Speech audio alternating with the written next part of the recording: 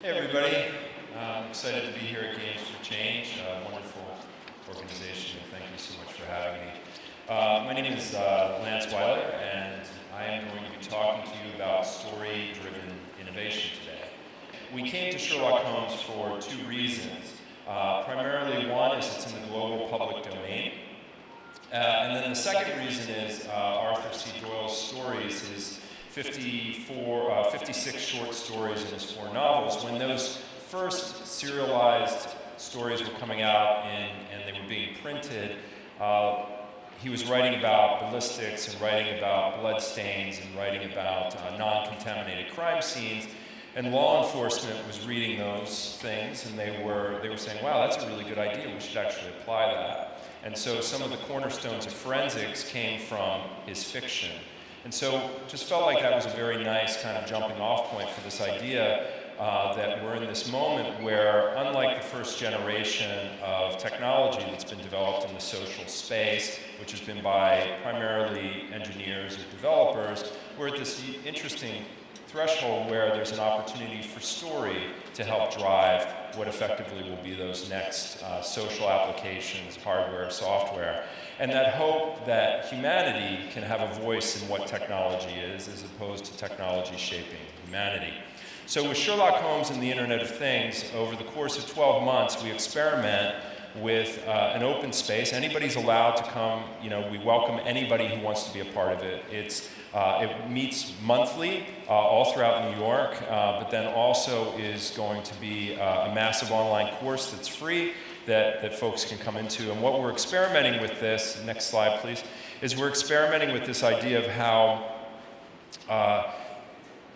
next slide please, thank you. We're experimenting with this kind of thing where this is Lincoln Center. All we know is that in September or October, we have access to Lincoln Center and we can put on a show. But we have no idea exactly what that's going to be yet. So the people who come into this experiment are able to play and collaborate with each other because we wanted to challenge the notion of authorship and ownership. We wanted to explore this idea of the Internet of Things. By the end of this year, we'll have probably about 15 trillion connected devices in the world, sensors in the world. And so it feels like narrative can be a good way to help people understand the implications of this technology. And so all we know is that by September, October at the New York Film Festival, we need to put on a show. What it's going to be yet, we're not exactly sure. But that's all part of the emergent, iterative design of it. Next slide, please. So what we do is we embrace this idea of building an open collaborative design space for it. And what we found in the work that we do at the Digital Storytelling Lab and the work that I do at Columbia is really about how do you build these spaces? What does it mean to tell stories in the 21st century? How do you build meaningful experiences? And how do you kind of design something that works when you're dealing with creatives who are maybe developing story and those who are writing code? And those two things often collide. And so one of the things that we do is we hold a lot of labs that make use of a mixture of design thinking, narrative design, and game mechanics. Next slide, please. And so within Sherlock Holmes and the Internet of Things, over the last 7 months, we've crafted a very simple analog prototype. This room knows playtesting better than any room that I usually speak in front of, so I don't need to explain that part of it. But the idea is that we're kind of working to iterate what the design of this can be. Next slide, please. So the way that the current prototype works, and it's really simple, and I think that this echoes some of the conversations that were earlier today. I am all about simplicity, or trying to make things simple.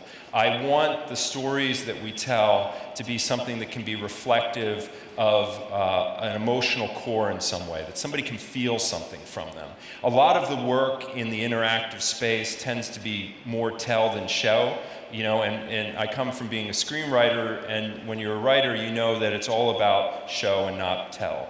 And so within this prototype that we have for Sherlock Holmes, it starts in a very simple fashion. People are broken off into groups and they're given like a roll of tape, and then they're asked to go collaboratively tape out a body, okay? And so they have to decide where they're going to create this crime scene. And then they come back and we tell them to empty all their pockets and their bags and they trace these objects. right? And then, next slide, please. They trace the objects, and then they go and they lay them out all throughout the space, because this is a geolocative kind of storytelling element.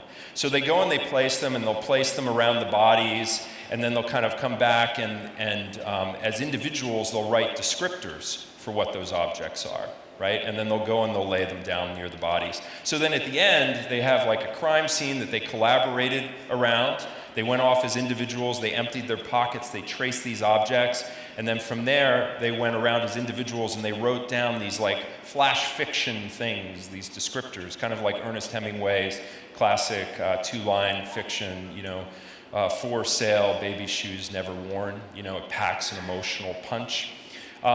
Maybe Key and Light Socket isn't as exciting as the Hemingway one, but you get the idea. Next slide, please. And so what we realized by doing this and just putting it out, there were these 4 design principles that kind of emerged from this. One was this idea of the trace, people being able to see themselves in a story and feeling like they could be a part of it, and what did that mean for them. The second was granting agency, which is very familiar to those who design games, but that idea of granting agency so you felt like you had some impact in terms of what was happening. And the third was thematic frame. Everybody that walked into Sherlock Holmes knew that we were going to do something with a murder mystery. They knew when they see an outlined body that some crime had been committed. And so that gave us a really good base, so we didn't have to spend a lot of time explaining what this world was. And then the social movement was really interesting because it allowed people to meet each other in unexpected ways. The prototype is really kind of designed as a way to test before we build anything moving forward. So we spent 6 months just working through the interactions as a group. And we have a diverse group of people who come, and anybody's welcome to come to the events.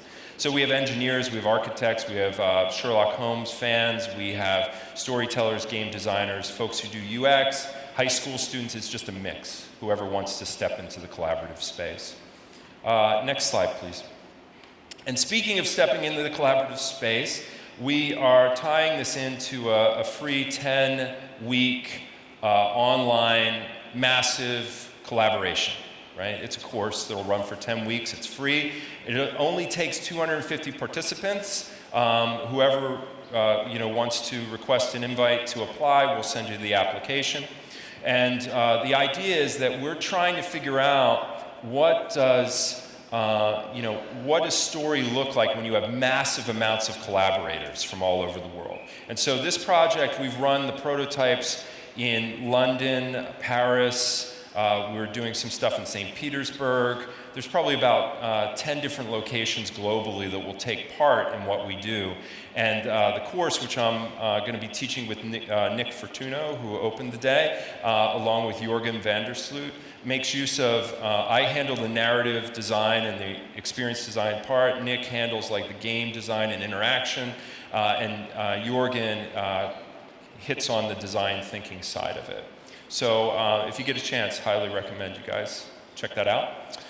So that's this idea of Sherlock Holmes. And the reason I bring this up, and I started with this, is one of the biggest challenges that we face in terms of storytelling or the entertainment industry in general is a lack of research and development, right? It's very hard to R&D. And as a creative, the more and more of that onus is being placed on creatives, right? We're in this particular situation where if I go and I'm trying to push out something that's original, I'm going to have to script it out. I'm going to have to go through and do multiple series beats. I'm going to have to work out all these like nuances and details and do all this front-end development work. I'm going to have to, potentially do previs. I might have to go and shoot some type of a presentation tape. I might have to do all these things. So the creatives for the longest time, I think, have been in this kind of almost an abuse cycle. They kind of do the most, but they get the least back. Yet we sit at this time where there's this amazing opportunity to go direct and start to realize that those formerly known as the audience are now actually their own media companies. They're their own storytellers. And I'll give one brief example of that, which I think will resonate with this room. My son is 7 years old, loves Minecraft, right? So set him up. He said, "Dad, hey, I want to play Minecraft." I set him up. I let him sit down, and he went off, and he came back 2 days later, and he's like, "Hey, check this out." He showed me he built a house, and he had bookshelves and torches, and he captured some zombies. And then about 6 months later, he comes to me and he says, "Hey, Dad, what's screen capture software?" And I'm like, "Why? Why do you want to know?" And he's like, "Well, Stampy Cat uses it." I'm like, "Stampy who?" And he's like, "Stampy Cat." And he's like, "Let me show you." So he shows me Stampy Cat stuff. And he starts emulating Stampy Cat, and he's made 14 episodes now, anywhere between 3 and 20 minutes long, and him and his friends are making Let's Play videos. So they've become these storytellers. So a lot of what we're doing both at the Digital Storytelling Lab and just looking in general is we're realizing that there's not only a shift in consumption, the cat's out of the bag, people are storytellers, right? And the sooner that we realize that, the better. So this next project that I want to share, next slide please, is Laika's Adventure. And my son, it just provides amazing inspiration to me. I am dyslexic and I struggled with formal education and went on to be a journeyman and never went to university. So it's really interesting that I return back now to Columbia and do things there based upon what I've done away from a university environment. But what I saw with my son was when he was tested in a similar way, I was concerned that he would be put into a certain track.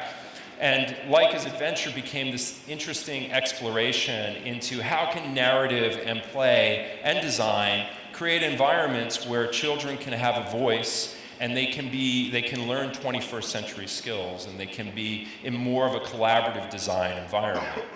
Next slide, please. So Laika's Adventure centers on a little robot. Her name's Laika. She's from another planet. Laika's planet is withering away due to the misuse of her fellow robots. And so she comes to Earth on a hero's journey to try to save her home. And she's powered around the world by the imaginations, creativities, and learnings of students. In addition, it's an 8-book deal with Penguin Books. So it's an 8-book series that we're doing, 6 chapter books and 2 picture books.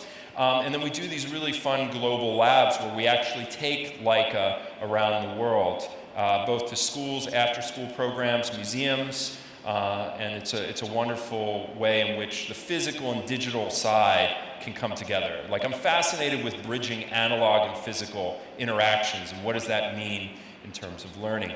Next slide, please. So this is what Laika looks like. The one book cover there is for Laika in the Secret Forest, which is her planet, and the other where the young boy is diving is Laika and the Great Barrier Reef. Each book is based on, the first book is based on her planet, but each book in the series goes to a different continent. So we actually travel to those continents. So the second book, which comes out today in Australia, is based on the Great Barrier Reef and biodiversity. Next slide, please. So, at Connected Sparks, what we really look to do is we're trying to figure out how to build these physical, digital connections to the world. We're fascinated by this idea of how can we help children to become architects of the future? How can we help them to understand the world in which they're understand the world that they're in and how they can design a better world? Next slide, please. So this project has gone through a lot of iteration over the last 3+ years. It started with the idea after my son was tested and me kind of going off and thinking about what that could look like, and out of a hackathon we created the first version of Laika, which was quite horrible, but that was the beautiful part of it. It was just that iterative opportunity to mix story and code. And we ran a prototype that was involved 2 classrooms, one in Montreal and the other in Los Angeles. And over the course of 10 days, they moved Laika over 2,000 miles to 56 different cities. Along the way, determining where she went, we had a team of photographers that would help her get there.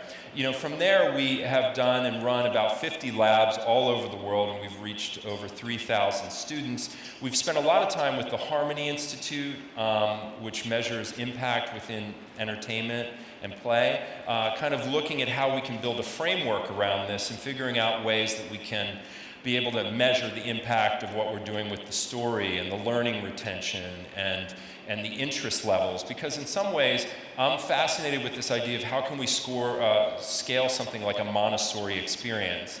because I had pulled my son out of a program that he was in, and we put him into a Montessori program, and I watched him thrive. And I was like amazed by the discovery-based learning, experiential learning parts. I was amazed by the peer-based learning, and I think I got more excited than he did, but he's very excited about school.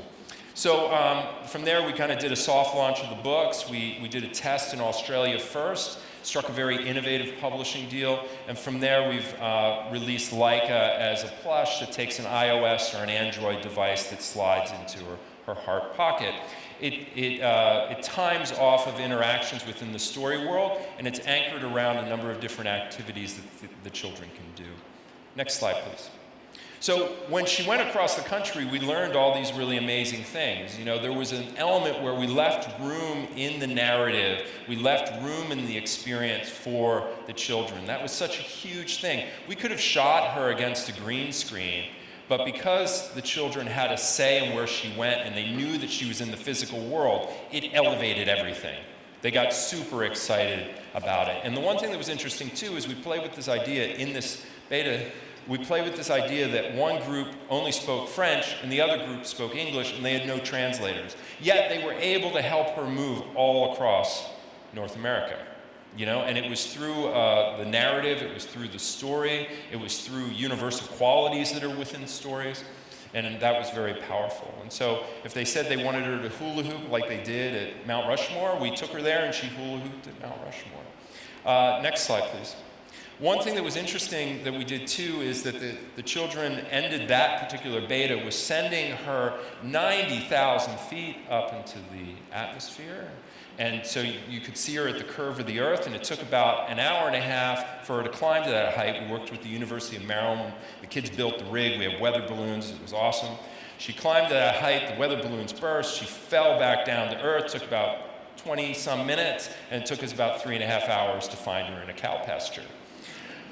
Within her was a GPS kind of tracker, and one of the things that we've been working with is this idea of connected toys and how sensors can be a part of a learning experience. Here we have a prototype that's around a hug-a-meter, and we've been working with this really kind of cool principle. It's something that I just made up, but I think it sounds cool. It's like E.T. and Elliot, right? In that film, there's such a wonderful relationship between E.T. and Elliot where they don't know how to communicate with each other. And over the course of the film, they start to find a way to communicate. Ouch, you know, E.T. phone home, all those catchphrases that come out of that film. But, you know, one thing that we've been doing with Leica is playing with this idea that she can't necessarily communicate, but then the more that you end up playing with her, eventually she says the child's name. You know, so there's a really powerful bond that we see between the child and the character, and because they know that the character is in peril and needs their help, they get really excited. Next slide, please.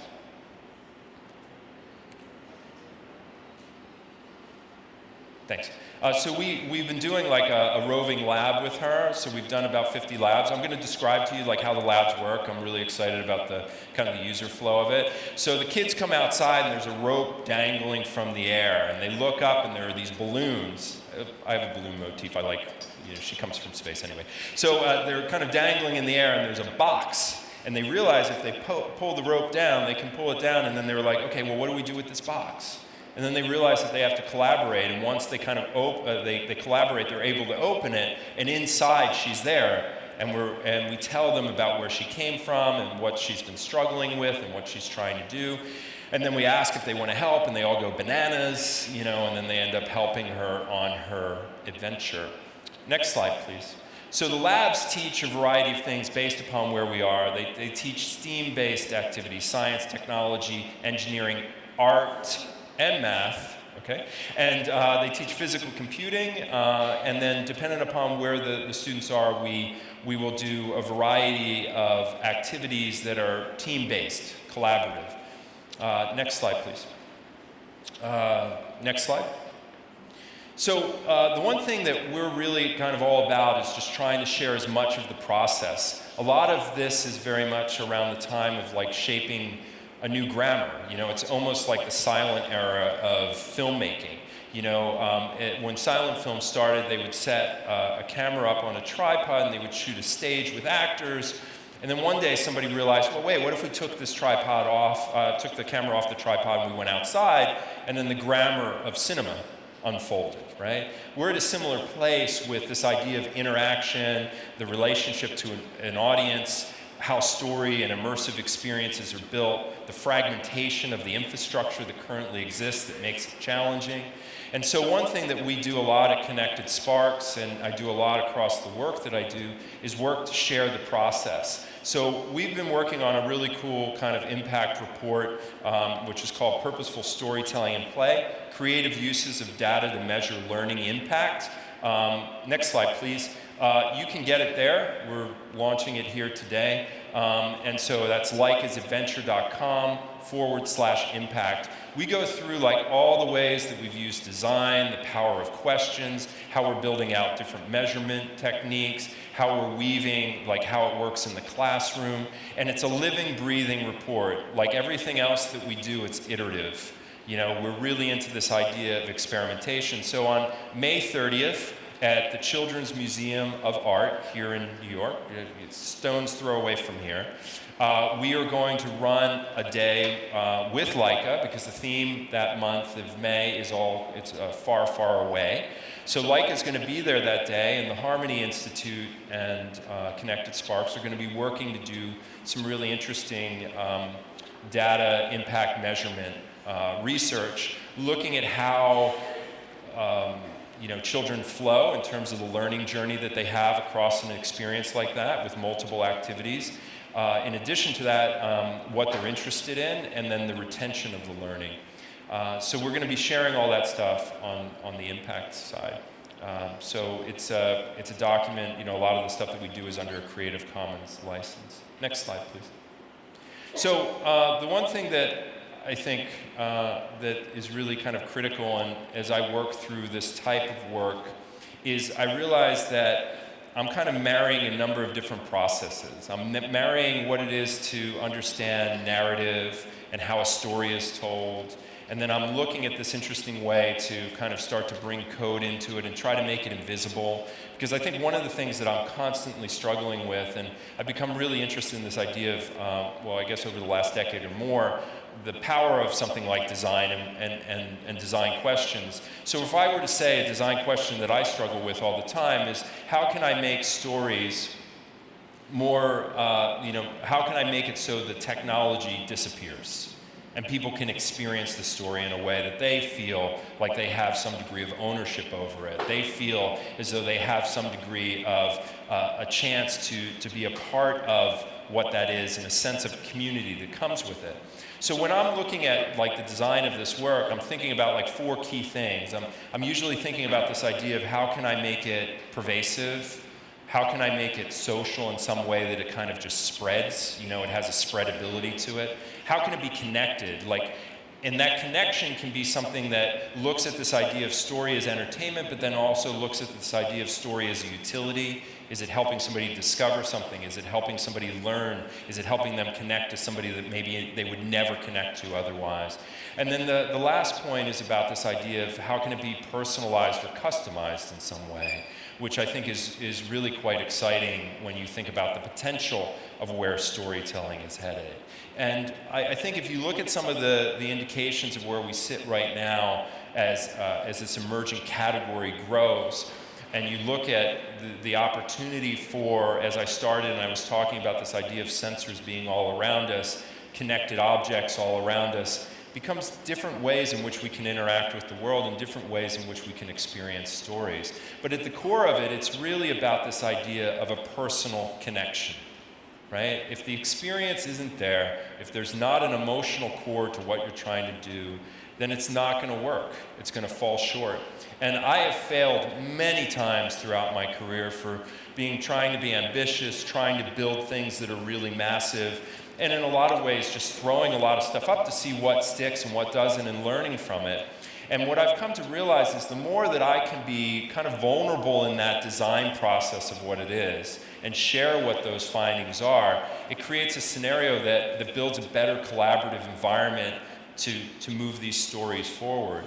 And one of the things that we started that we'll be doing in Costa Rica next month, and this is such a simple thing, But I would go and I would help mentor a lot of different projects. But I would find, that I would get some time with some of the other people who were there, but we would only get a very small amount of time to really converse. And I started to realize there were so many things that were about kind of building and mentoring projects, but what was there about like facilitating the creative voice in somebody who was actually making work? And how can that be, how can we learn from each other to help avoid mistakes, to make better quality work, to make more powerful experiences?